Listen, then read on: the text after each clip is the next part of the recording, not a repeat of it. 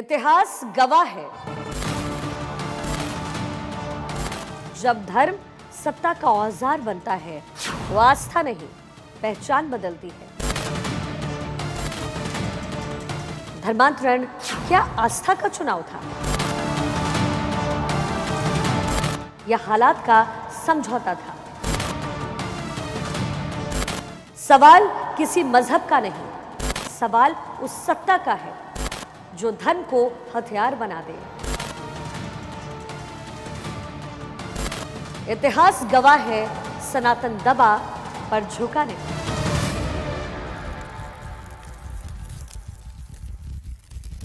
इतिहास सिर्फ तारीखों का एक ढेर नहीं होता।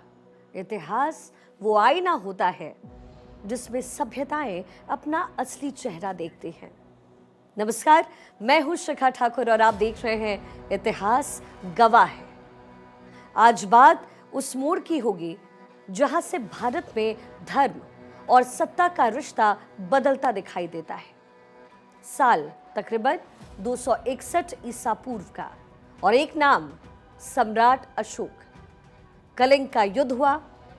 ओडिशा के धौलागिरी पर्वत से लड़ा गया ये युद्ध सम्राट अशोक के शासनकाल का सबसे महत्वपूर्ण युद्ध सिद्ध हुआ। अशोक और कलिंग की जनता के बीच में ये युद्ध अत्यंत भयानक और रक्त रंजित रूप में लड़ा गया।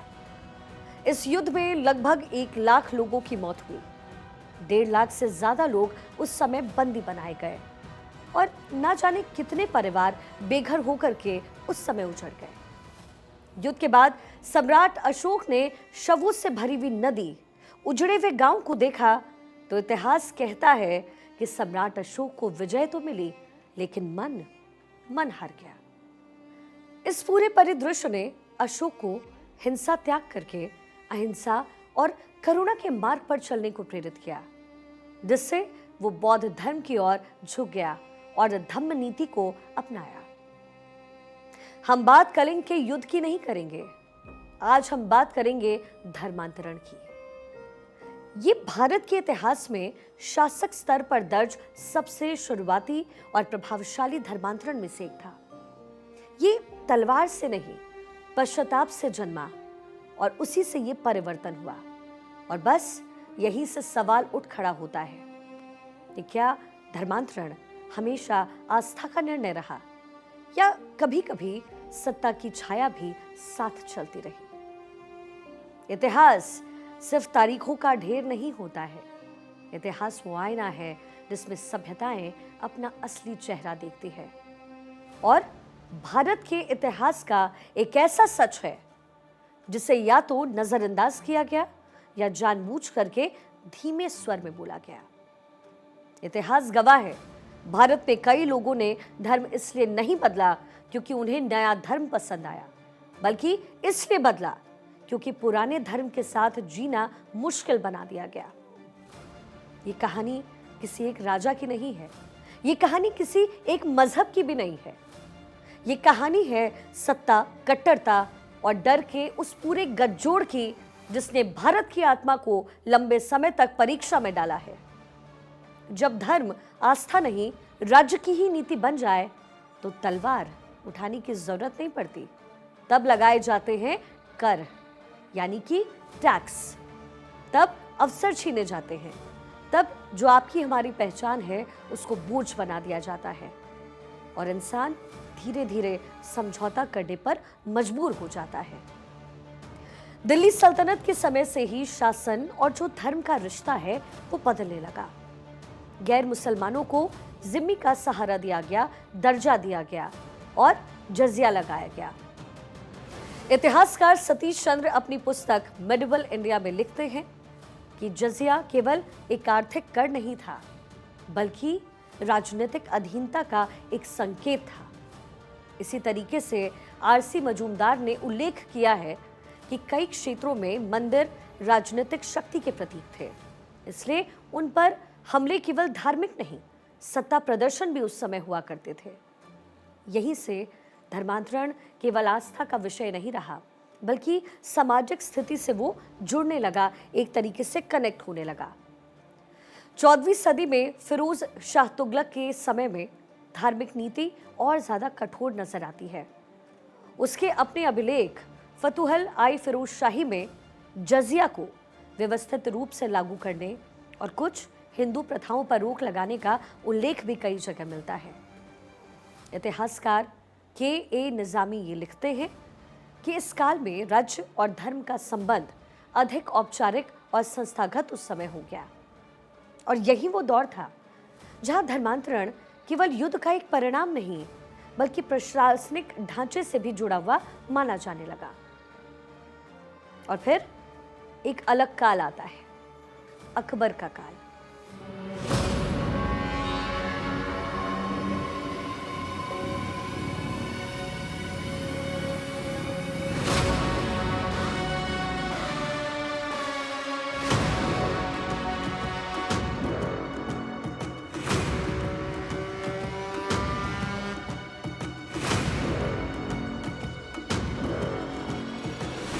जिसने जजिया हटाया, राजपूतों को प्रशासन में उस समय अवसर मिले, स्थान मिले। कई धर्मों पर चर्चा के लिए इबादत खाना भी बनाया गया। इतिहासकार इरफान हबीब के मुताबिक अकबर की नीति राजनीतिक स्थिरता के लिए बहुधर्मी स्वीकृति पर आधारित थी, डिपेंडेंट थी। लेकिन ये जो व्यवस्था है वो स्थायी संस्थान नहीं बन पाया। फिर आता है औरंगजेब का समय। औरंगजेब के समय जजिया एक बार फिर से लागू हुआ। कुछ प्रमुख मंदिरों के गिराने के आदेश के अभिलेख फारसी स्रोत और राजस्व के दस्तावेज में भी आपको नजर आएंगे। इतिहासकार रिचर्ड ईटन बताते हैं कि मंदिरों को कई बार विद्रोही सत्ता के प्रतीक के रूप में भी निशाना बनाया गया, टारगेट बनाया गया। यानी कारण हमेशा एक जैसे थे ही नहीं, लेकिन प्रभाव सामाजिक था। इसी दौर में असुरक्षा की भावना और अवसरों का असंतुलन स्पष्ट उस समय आपको नजर आएगा। मंदिर केवल पूजा स्थल नहीं थे, वो दरअसल शिक्षा, अर्थव्यवस्था और सामाजिक संगठन के एक केंद्र थे। रामशरण शर्मा अपनी पुस्तक में लिखते हैं कि प्राचीन और मध्यकालीन भारत में धार्मिक संस्थान स्थानीय समाज की आर्थिक संरचना से जुड़े हुए होते थे, और जब ये संस्थान कमजोर हुए और हशे पर आए तो समाज संस्थागत रूप से असहाय हो गया। देखिए, धर्मांतरण के कारण उस समय एक नहीं, बहुत सारे थे, अनेक इसके कारण थे। क्या कुछ था? कहीं कर से मुक्ति यानी टैक्स से मुक्ति, कहीं सत्ता से निकटता यानी नजदीकी, और कहीं सामाजिक गतिशीलता, और कहीं पर वास्तविक आस्था का एक प्रतीक। इतिहास एक रेखीय है नहीं, लेकिन यह भी पूरी तरीके से क्लियर है, स्पष्ट है कि जहां सत्ता और धर्म एक हो जाए वहां पर विकल्प समान नहीं रहते, ऑप्शन एक जैसा नहीं रहता। और कश्मीर इसका गहरा उदाहरण है। मध्यकालीन दबाव के उल्लेख कई फारसी और स्थानीय इतिहास में आपको मिल जाएंगे, और 20वीं सदी के अंत में कश्मीरी पंडितों का पलायन एक ऐतिहासिक स्मृति को आधुनिक समय में भी जीवित कर देता है। जरा आप सोचिए, ये किसी एक काल की घटना है ही नहीं, एक दीर्घ प्रक्रिया की पूरी अनुभूति है। लेकिन ये किसी समुदाय के विरुद्ध कोई आरोप नहीं है। भारत की पहचान साझा संस्कृति से बनी हुई है। सूफी परंपरा, भक्ति आंदोलन और जो लोक आस्थाएं हैं, ये है असली भारत की पहचान, और इन सब ने हमारे समाज को जोड़ा भी है। लेकिन अब सवाल व्यक्ति से नहीं है, लेकिन हाँ, उस विचार से जरूर है जो धर्म को सत्ता का औजार बना देता है। आज सीधा सवाल है, आजादी के बाद भारत की धार्मिक संरचना कितनी बदली है? तो सेंसस ऑफ इंडिया के सोर्स कहते हैं कि 1951 में हिंदू वर्सेस मुस्लिम आबादी में क्या फर्क था। हिंदू उस समय लगभग 84.1% थे और मुस्लिम आबादी थी लगभग 9.8%, यानी 9.8%। लेकिन साल 2011 आते आते ये आंकड़ा बदल जाता है। हिंदू घट करके 79.8% रह गए और मुसलमान बढ़कर के 14.2% हो गए। मतलब 60 सालों में जो हिंदू आबादी है वो घट गई और मुस्लिम आबादी भारत में बढ़ गई।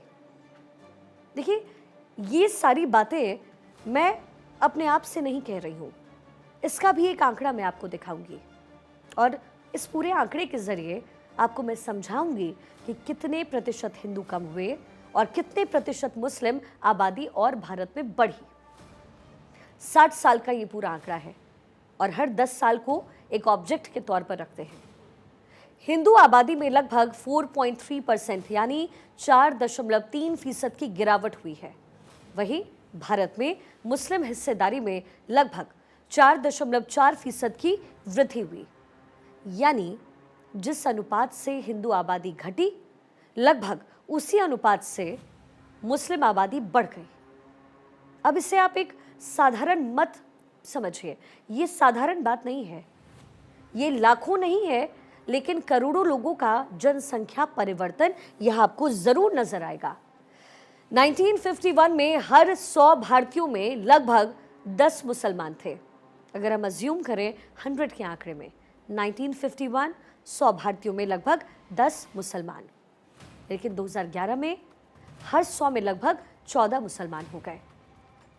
1951 में हर 100 में 84 हिंदू थे और 2011 में ये संख्या लगभग 80 रह गई।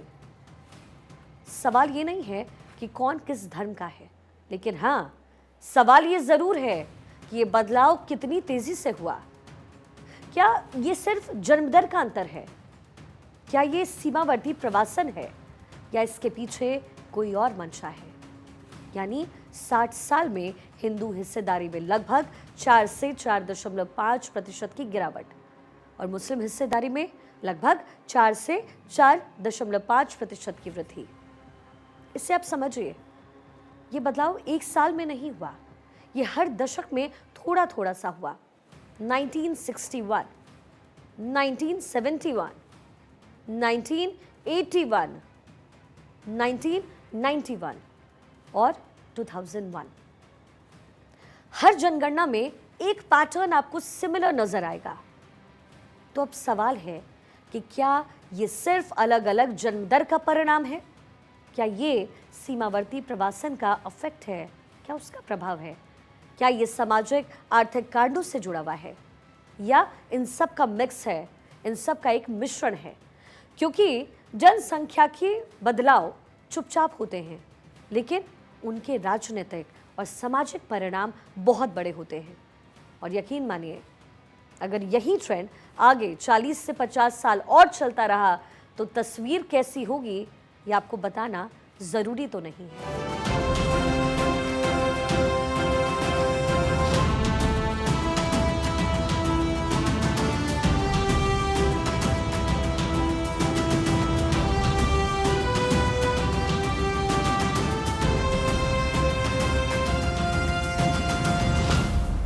इतिहास गवाह है कि संख्या कभी सिर्फ संख्या नहीं होती, वो भविष्य की दिशा और दशा दोनों को तय करती है। क्योंकि जनसंख्या संरचना बदलती है तो राजनीति बदल जाती है, संसाधनों का वितरण बदलता है और भविष्य की दिशा पूरी तरीके से बदल जाती है। और बस, और यही बहस आज भी खत्म नहीं हुई है। हाल के वर्षों में धर्मांतरण का मुद्दा राजनीतिक विमर्श का एक पार्ट बन गया, एक हिस्सा बन गया। खुद प्रधानमंत्री नरेंद्र मोदी ने कई मंचों से जबरन या फिर लालच देकर किए जाने वाले धर्मांतरण पर चिंता भी जाहिर की और इसे सामाजिक संतुलन से जुड़ा हुआ विषय बताया। ये स्पष्ट है कि इतिहास की बहस अब केवल अतीत तक सीमित नहीं रही, ये वर्तमान नीति और कानून तक पहुंच चुकी है। इतिहास गवाह है, जब भी धर्म और सत्ता आमने सामने आए, समाज को उसकी कीमत चुकानी पड़ी। फिर भी एक सवाल अभी भी बचता है, इतने दबाव के बाद भी सनातन क्यों बचा हुआ है? सनातन इसलिए बचा हुआ है क्योंकि ये राजाओं पर आधारित नहीं था, ये परिवारों में था, कथाओं में था और संस्कारों में था। मंदिर टूटे लेकिन परंपरा नहीं टूटी, ग्रंथ जले लेकिन विचार नहीं चले। और इसलिए इतिहास गवाह है कि सनातन दबाया गया पर मिटाया नहीं जा सका। इतिहास गवाह है, सवाल पूछना जरूरी है, क्योंकि इतिहास को समझे बिना भविष्य की दिशा तय नहीं होती। हमारा ये शो किसी के खिलाफ नहीं है, ये अपनी जड़ों को समझने और समझाने का हमारा एक छोटा सा प्रयास है। क्योंकि जो सभ्यता अपने इतिहास को समझ लेती है, वो भविष्य को और अधिक स्पष्ट देखती है। इतिहास गवाह है, भारत की आत्मा को चुनौती मिली, लेकिन उसे मिटाया नहीं जा सका। आप देख रहे थे हमारा स्पेशल शो इतिहास गवाह है। मिलते हैं अगले एपिसोड में एक नए इतिहास के साथ। तब तक के लिए नमस्कार।